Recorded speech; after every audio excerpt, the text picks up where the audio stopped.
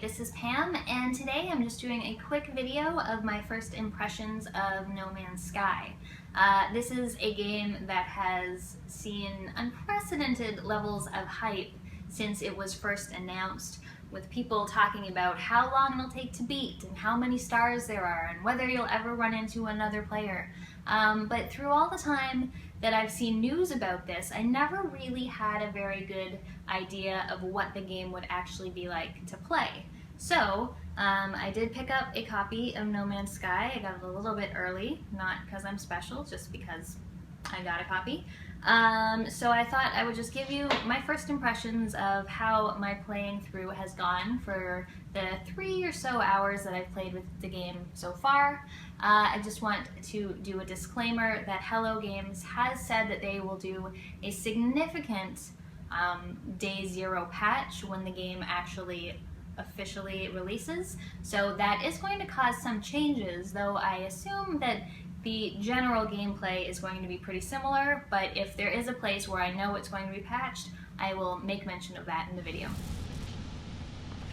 The first mission I had in No Man's Sky was to repair my damaged ship on the planet I'm on now. You do that by collecting elements, as you see here. You've got a sort of mining gun that allows you to extract elements from things you destroy.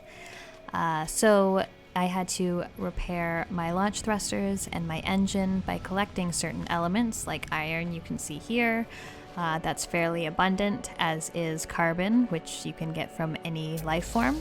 In addition to destroying and collecting it, you can also scan each different life form that you find, whether it's flora or fauna, as you go through the planets.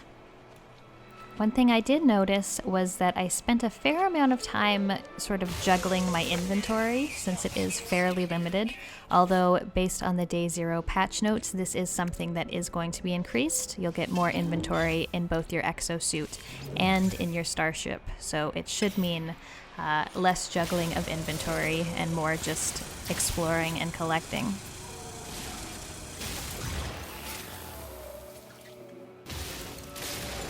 As you're traveling around the planet, you can also scan the area around you, which will highlight key things. These are mostly materials. It won't tell you exactly what element it is, but if it's an oxide or a silicate, there are even some things like certain flowers which can restore your health, things like that.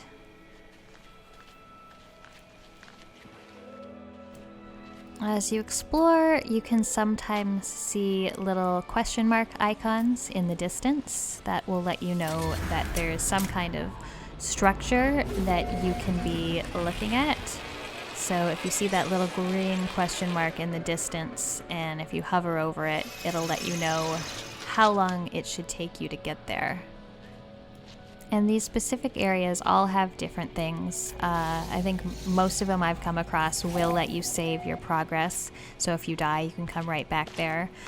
Some of them will have abandoned cargo around or damaged machinery like this, where you can pick up new technology, which you can build if you collect the right elements to do so. You can also find a whole bunch of other things.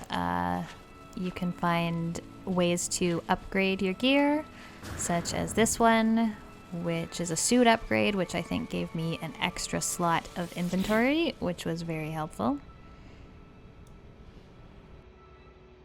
The coolest items for me personally were these types of landmarks and knowledge stones that you can come across.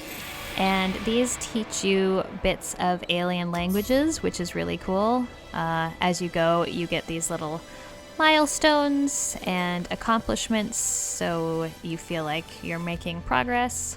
There's also monuments you can find which will give you a little bit of story of the planet you're on, and I find those particularly fascinating as well. And of course, you're not alone in the galaxy, so you can run into aliens like this guy. Now at first, you can't communicate with them very well. At this point, I've learned 8 words in the Gek language, so that doesn't exactly let me hold a conversation. But a lot of the times you can trade with them. They will be looking for a certain element, and if you can understand them or guess properly, you can give it to them and get something in return. I don't know how many people have played this, but there's a mobile game called Out There, which is a space survival exploration, sort of procedurally generated game. And there are a lot of similarities between No Man's Sky and Out There. Obviously, No Man's Sky has a much bigger scope, but they've got the same focus on gathering elements, using them to create new technologies, upgrade your ship, along with having alien encounters and only being able to understand as much of the language as you've currently learned. There seems to be a thriving galactic economy, which I obviously haven't had that much time to discover, but you can get currency, which is called units, by uploading your discoveries. So any flora or fauna that you find, any waypoints, any new planets, you have the chance to rename them, and if you upload them, you'll be rewarded with units. If you're unable to find the elements that you want while exploring planets, you will have the opportunity to buy things at local shops and space stations and such. Now, what's a space game without space exploration? A big part of this is taking off and finding new planets. If you don't want to be spoiled, I'd suggest you skip the next minute or two of this video, because I'm going to be taking off this planet and heading into space, and I found the process of this and leaving the atmosphere and going into space for the first time rather exhilarating, so I don't want to spoil it if you don't want to see it.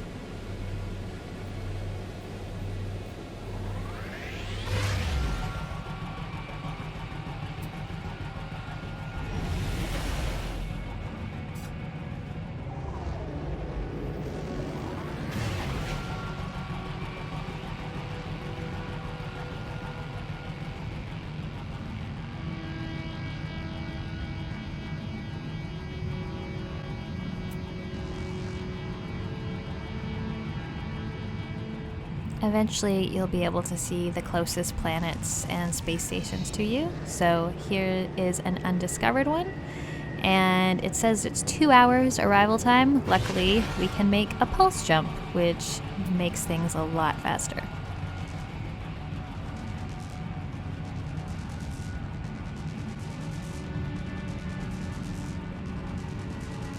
So overall, I'm pretty pleased with No Man's Sky. Obviously, I have explored only a very, very small part of it. I'm looking forward to seeing more cool planets, finding more animal species and aliens. The learning alien language piece is particularly interesting to me, and I'd love to see sort of how much of a lexicon I can build up. So if you are an explorer, I think that this game should be up your alley. I have not had any chance to do any combat yet, aside from accidentally firing at a space station and being immediately decimated. But I assume if you want to, you can shoot at animals on planets, but I haven't done that because I'm not a terrible person. Now, progress is going to be reset for people who got an early copy but want to take advantage of the Day Zero patch stuff. They'll have to start a new game for that, so I'm going to be starting a new game. So now we're on a new planet to explore with all new flora and fauna. Probably discover more technologies, more bits of languages. I hope this video helped if you were like me and interested in the game but not totally sure what playing the game would be like. So far, it looks like it's going to be a good time. So those are my first impressions of No Man's Sky. Overall, I think it's going to be a lot of fun to play. For me, it's probably going to be one of those games I just kick back and relax and play for a few hours. Is it worth the hype? That's really difficult to say at this point. I mean, some people have been hyping it so much that they're saying it's the only game they'll ever need to play again, and I think why would you only want to play one game ever again? But I think it's going to be enjoyable. I think if you are an explorer type gamer, you're probably really going to enjoy this. If you like resource management and stuff like that, which I really do, I think this game should be up your alley. And overall, it just seems like a really cool space exploration game, and I'm looking forward to playing some more.